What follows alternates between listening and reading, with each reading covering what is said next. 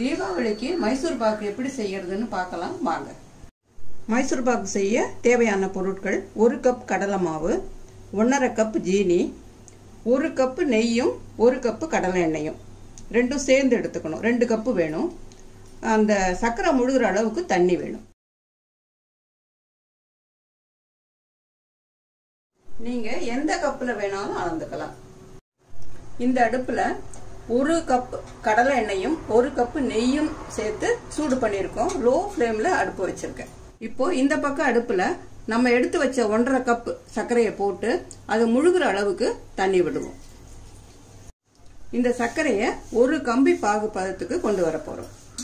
நம்ம எந்த பிளேட்ல மைசூர் பாக்கு கிளறி கொட்ட போறோமோ அதுல நெய் தடவி ரெடியா எடுத்து வச்சுக்கோங்க. பாருங்க,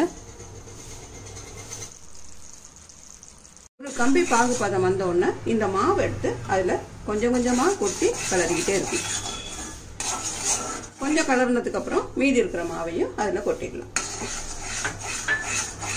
இப்ப கைவிடாம கிளறிக்கிட்டே இருக்கணும். சின்ன சின்ன கட்டிகள் அதுல தெரியும்.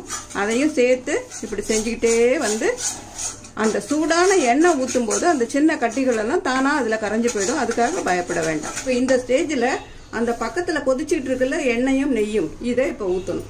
ஊத்தும் போது நுரைச்சு வரணும். நேரம் கழிச்சு அதை மறுபடியும் இன்னொரு தடவை ஊத்தணும். நல்லா சூடோட ஊத்தணும். அது நல்லா நுரைச்சு வரும் நம்ம ஊத்தி கலரும் போது.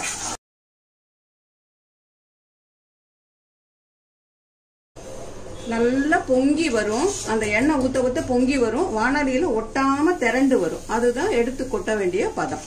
பாருங்க, நல்லா பொங்கி வருது பாருங்க மேல. இப்ப எடுத்து கொட்டிடுவோம்.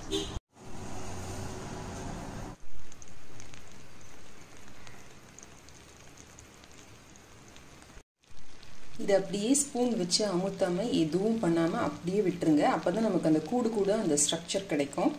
மைசூர் பாக்கு கொஞ்சம் இளம் சூடா இருக்கும் போது கட் பண்ணணும். கொஞ்சம் முறிகிட்டதுன்னா மறுபடியும் கட் பண்ண வராது.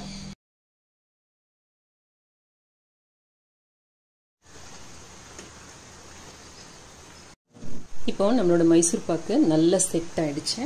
பாருங்க, கடையில் வாங்குற மாதிரியே எவ்வளோ நல்லா வந்திருக்குன்ட்டு. இந்த சென்டரில் பாருங்க, அந்த கலர் வந்து கொஞ்சம் ப்ரௌன் ஆயிருக்கு. ஓரத்துலலாம் நல்ல எல்லோ கலராக இருக்கு பாருங்க. உங்களுக்கு நெய் சேர்க்க விருப்பம் இல்லைன்னா கம்ப்ளீட்டாக எண்ணெயில் மட்டும் கூட நீங்கள் இதை செய்யலாம். இப்போ கெட்டி மைசூர் பாக்கு தயார். இப்போ நான் உங்களுக்கு ஒரு பீஸ் உடைச்சு காட்டுறேன்.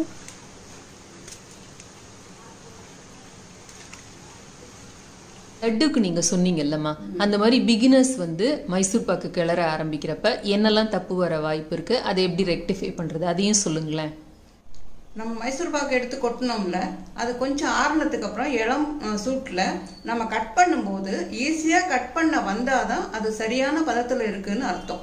இது நேரம் வந்து கொஞ்சம் ஒரு பதம் முன்னாடி எடுத்துட்டோம்னா அது வந்து துண்டுகள் போட வராது. ஒரு அல்வா பதத்துல மாதிரி இருக்கிற மாதிரி இருக்கும்.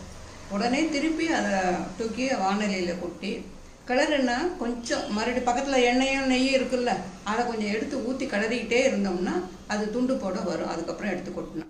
ரெண்டாவது மிஸ்டேக்கு, பாகு சில நேரம் முத்திட்டு நம்ம வந்து மாவு எடுத்து கொட்டும் போது அப்படியே பொல பொலன்னு ஆயிடும்.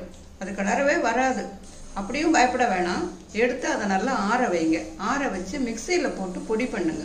பொடி பண்ணினதுக்கு அப்புறம் கொஞ்சம் அதோட பால் சேர்த்து நல்லா அரைச்சிட்டு அடுப்புல வச்சு மறுபடியும் கிளறுங்க. கொஞ்சம் நெய்யும் எண்ணெயும் சேர்த்து அதோட ஊற்றி கிளறுனீங்கன்னா கரெக்டாக வரும். அதுக்கப்புறம் நம்ம எடுத்த குவான்டிட்டிக்கு 1/2 கப் பால் சேர்த்து அதோட சேர்த்து அரைச்சி அடுப்புல வச்சு கிளறும் போது 2 ஸ்பூன் தேங்காய், 2 ஸ்பூன் நட்ஸ் சேர்த்து கிளறுங்க. நல்லா பூத்து பொங்கி வரும்போது எடுத்து கொட்டிடலாம். அது 7 கப் கேக்கு பர்ஃபி மாதிரி ஒரு டேஸ்ட்ல நல்லா இருக்கும். உங்களுக்கு அதை அடுப்புல வச்சு கிளறி செய்யறதுக்கெல்லாம் நேரம் இல்லை, முடியல அப்படின்னா அதை பொடி பண்ணி வச்சிருக்கீங்கல்ல, அதோட கொஞ்சம் பொட்டுக்கடலை, கொஞ்சம் வறுத்த தேங்காய் ரெண்டுத்தையும் சேர்த்து பொடி பண்ணி வச்சுக்கிட்டு சோமாசு பண்ணி அதுக்குள்ள இதை உள்ள வச்சு சோமாசு பண்றதுக்கு நல்லா இருக்கும். எப்படி பண்ணினாலும் அது வேஸ்டா போகாது. அதனால பயப்படாம செய்து பாருங்க. எல்லாரும் இந்த தீபாவளிக்கு மைசூர் பாக் செய்து பாருங்க. ரொம்ப ஈஸியான ஸ்வீட்டு தான். பயப்படாம செய்யுங்க. ஹாப்பி தீபாவளி.